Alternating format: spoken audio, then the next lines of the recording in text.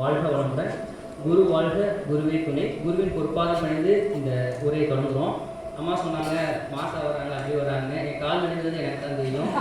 ஏன்னா இதுக்கு முன்னாடி நம்ம அருள்நிதி பயிற்சிக்கு நினைக்கிறேன், சரியாக ஞாபகம் இருக்குன்னா இங்கே நல்லா நல்லா பேசலாம், பழக்கமாக தான் பேசினேன். நான் டக்கு டக்குன்னு பேச வச்சு செலக்ட் பண்ணிட்டாங்க. மேலே ஏறி வளர்ந்து இன்னும் எனக்கு ஞாபகம் இருக்குது. ஆமாம், அதனால் சாமிஜியை முழுசாக நினச்சிட்டு இந்த உரையை தொடங்குறேன். இன்னைக்கு நம்ம சிந்தனைக்கு எடுத்துக்க விவாதத்துக்கு எடுத்துருக்க தலைப்பு பாவப்பதிவுகளை போக்க சிறந்த வழிகள். பாவப்பதிவுகளை போக்க சிறந்த வழிகள் அப்படின்னு சொல்லி தவமைன்னு சொல்லி நம்ம துணை பேராசிரியர்கள் சந்தான கோதை அம்மா, வித்யலட்சுமி அம்மா பேசினாங்க. அவங்க பேசினதுனால கவனிச்சு பார்த்தீங்கன்னா சில சென்சரி கோல் போட்டிருப்பாங்க. சேவையே அப்படின்னு சொல்லி ஒரு 4-5 பேசி எங்கள் அன்னைக்கு வந்து சேர்த்துருப்பாங்க.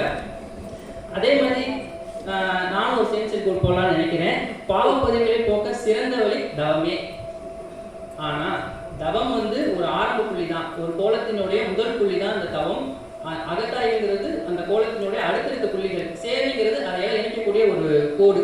அப்போ ஒரு முழு வடிவம் பெறணும்னா அது சேவையில போய் முடிஞ்சாதான் அது வந்து நிறைவடையும் அப்படிங்கிற ஒரு சிந்தனையோட நம்ம இந்த இதை ஆரம்பிக்கிறோம். இப்போ தவம்னா பதிவு போகும், அது இல்லைன்னு நம்ம இங்க இருக்க யாருமே மறுக்க முடியாது. ஏன்னா நம்ம தத்துவமே அதான். ஆனால் தவம் பண்ணால் பதிவுகள் மட்டும் போகாது, பதிவுகள் சேரலாம். அதாவது பாவப்பதிவுகள் போகலாம், சேரலாம், அல்லது அப்படியும் இருக்கலாம். அது எப்படிங்க அப்படின்னு கேட்டோம்னா, அந்த காலத்தில் நம்ம இதிகாசங்களில் நம்ம படிச்சிருப்போம், கேட்டிருப்போம். என்னன்னா முனிவர்கள் வந்து தியானம் பண்ணிட்டு இருப்பாங்க. ஏதோ ஒரு விலங்கோ ஒரு நபரோ தற்செயலாவோ ஏதோ அவங்கள போய் தொந்தரவு பண்ணியிருக்கோம். டக்குன்னு அவங்க என்னங்க பண்ணுவாங்க, வாழ்வு வளமுடன் வாழ்த்திருப்பாங்களா? ரைட். அவங்க நல்லா தவம் பண்ணாங்க, தவாட்டை வச்சிருந்தாங்க. அதன் விளைவு என்னாச்சு? சாபமிட்டாங்க. அது உண்மையே போய் அதை அடுத்து கருத்துக்கு எடுத்துக்குவோம். அப்போ அதனால அந்த விலங்கினோட உயிர் போயிருக்கும். அந்த நபர் மனிதர் இடத்துல விலங்கா போயிருப்பாங்க. அப்போ இந்த இடத்துல அந்த தவம் பண்ண அந்த இது என்னாச்சுங்க, அவங்க துன்பப்பதிவு தானே கொடுத்துச்சு. இதன் மூலியமா அந்த முனிவர் பெற்றது பாவப்பதிவா நல்ல பதிவா? பாவப்பதிவு. அப்போ இந்த இடத்துல வந்து தவமே அப்படின்னு நம்ம முடிச்சிட முடியாது. சரிங்களா? அது பின்னாடியே நம்ம பார்க்கணும். ஓகே.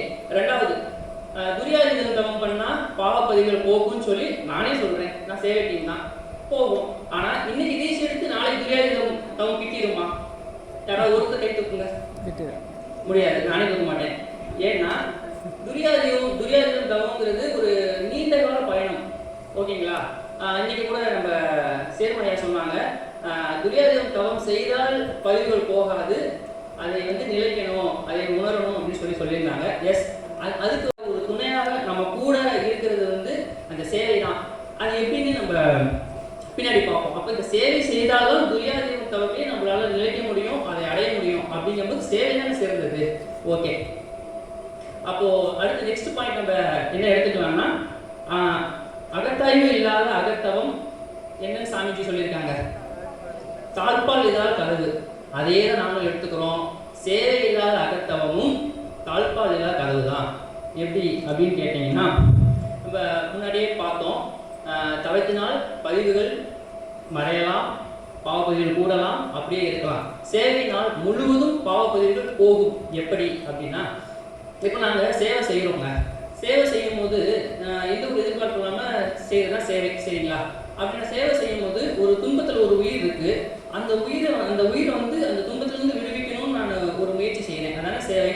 அப்போ எனக்கானே நான் வேண்டிக்கிறத விட மற்றவங்கள நம்ம வாழ்த்தது சீக்கிரம் நடக்கும்னு நம்ம தத்துவத்தில் சொல்லியிருக்காங்க. அதை நம்ம நம்புகிறோம். அதன்படி நம்ம பிறரை வாழ்த்திட்டு இருக்கோம் இல்லையா?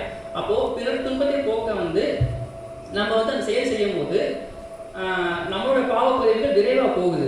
ஃபர்ஸ்ட் தவம் பண்ணினால் நம்ம தவம் செய்வோம், நம்ம கர்மம் செய்ய ரைட்டு. ஆனால் சேவை செய்யும் போது விரைவாக, அது இன்னும் விரைவாக வந்து அந்த பதிவுகள் போகுது. ஒன்று.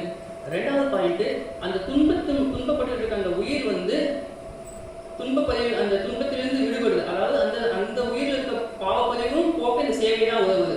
மூணாவது, பிரபஞ்சத்தில் கலந்துமுற்ற இந்த பிரபஞ்ச பாவப்பதிவுகளில் வந்து இந்த சேவை மூலியமா தூய்மையடைது. தன் பதிவு தூய்மையாகவும் சேவை தான் பயன்படுது.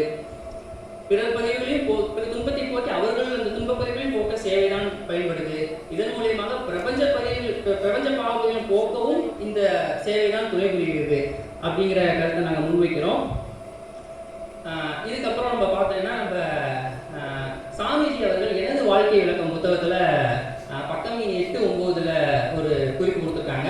அதை கண்டிப்பாக எல்லாரும் படிச்சிருப்போம். சாமிஜி அவங்களோட அப்பா வரதப்பன் அவர்களையும் அம்மா சின்னம்மாள் அவர்களையும் பற்றி குறிப்பிடும் போது சொல்றாங்க, என் அப்பா வந்து ஒரு சிறந்த மருத்துவர், உண்மையை மட்டும் பேசக்கூடியவர், யாரும் எதையும் எதிர்பார்க்கக்கூடிய ஒரு பிரச்சனைன்னு வந்தா டக்குன்னு ஓடி போய் உதவி செய்யக்கூடியவர்.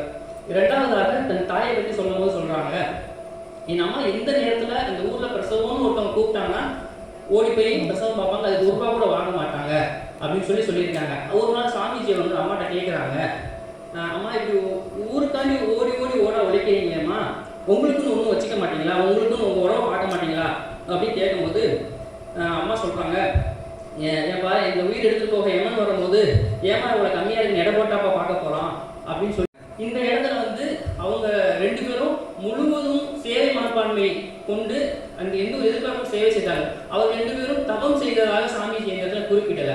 சரிங்களா? இத்தகைய சேவையை தவமாக செய்தார்கள். ரைட்டுங்களா? அப்போ இத்தகைய சேவை செய்த அந்த உன்னதமான அந்த ஒரு தம்பதிகளுக்கு தான் இறைவனே திருவுருவமாக இவர்களிடம் நம்ம சாமிஜியை கொடுக்கணும். எத்தனையோ தம்பதிகள் சேவை செய்யறாங்க, எத்தனையோ பேர் சர்வீஸ் பண்றாங்க, எத்தனையோ பேர் இருக்காங்க இந்த உலகத்துல. சாமிஜி அம்மா அப்பா இருந்த காலத்துல இவங்களையே ஏன் சூஸ் பண்ணிருக்கணும்னு கொஞ்சம் யோசித்து பார்த்தோம்னா, அதுவும் எத்தனாவது குழந்தையாக சாமிஜி பிறந்தாங்க நம்ம எல்லாத்துக்குமே தெரியும். அப்போ சேவை மனப்பான்மை, அவங்க தவம் செய்யல, சேவையை தவ வாழ்க்கையாக கொண்டு அவங்க இயங்கினால இறைவனையே இவங்களை சூஸ் பண்ணி தானே சாமிஜி அவங்ககிட்ட கொடுத்து அமைப்பு அமைச்சிருக்காங்க. அப்ப சேவையான சிறந்தது. நடுவர் குறிப்பிட்ட பார்த்து எங்களுக்கு தான் பாயிண்ட்ஸ் போட்டுட்டு இருப்பாங்க நினைக்கிறேன். இதுக்கப்புறம் வந்து நம்ம பார்த்தோம்னா நம்மளுடைய தலைப்பு, நம்மளோட சங்கத்துக்கு பேர் என்னங்க? இந்த பதில் நீங்களாம் சொல்லணும். உலக சமுதாய சேவா சங்கம். ரைட்டுங்களா? அப்போ அதுலேயே வந்துச்சு, பதில் வந்துச்சு. சரிங்களா? அப்போ வந்து இதுக்கப்புறம் வந்து சேவையிலே தவவாழ்வாக வாழ்ந்தவர்கள், வாழ்ந்து சில உயர்ந்த உள்ளங்கள் இருக்காங்க. நம்ம அவங்கள நல்லா நமக்கு தெரியும்.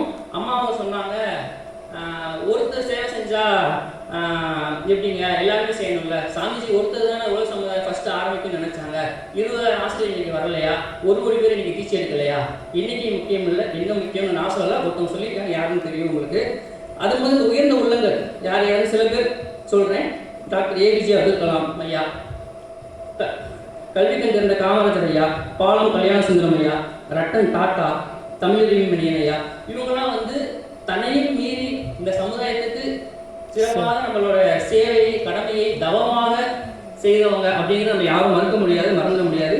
அப்புறம் சேதுகரசி அம்மா சொன்னாங்க, அந்த 8 வயசு குழந்தைக்கு ஹார்ட்ல பிரச்சனை இருக்கு அப்படிங்கிற மாதிரி. அப்படி இருக்கும் அந்த மாதிரி ஒரு குழந்தைங்க, அந்த குழந்தை இந்த பாவம் பண்ணல, சஞ்சித கர்மத்து மூலமா வந்தது. அந்த சஞ்சித கர்மத்தை போக்க பொருளாதாரம் கொண்ட ஒருத்தர், இல்ல அதை போக்கக்கூடிய இடத்துல அதிகாரத்தில் இருக்கக்கூடிய ஒருத்தர் சேவையாக அந்த துன்பத்தை வந்து போகலாம். அவங்க தவம் செஞ்சவங்களா இருக்கலாம், செய்யாம இருக்கலாம், அப்ப போக முடியும் இல்லையா? அப்ப சேவை தன் பதவியும் போக்குது, பிறர் ஏற்காத அவர்கள் விரும்பி செய்யாத துன்பப்பதையும் சேவையே போக்கும் என்பதை கூறி, இந்த வாய்ப்புக்கு நன்றி கூறி, இவ்வளவு நேரம் கேட்ட அனைவருக்கும் வளராமல் தயக்கப்படாமல் பேச வச்ச சாமிஜி அவர்களுக்கும் எல்லாத்துக்கும் வாய்ப்பு நன்றி கூறி, வாழ்க வளமுடன்.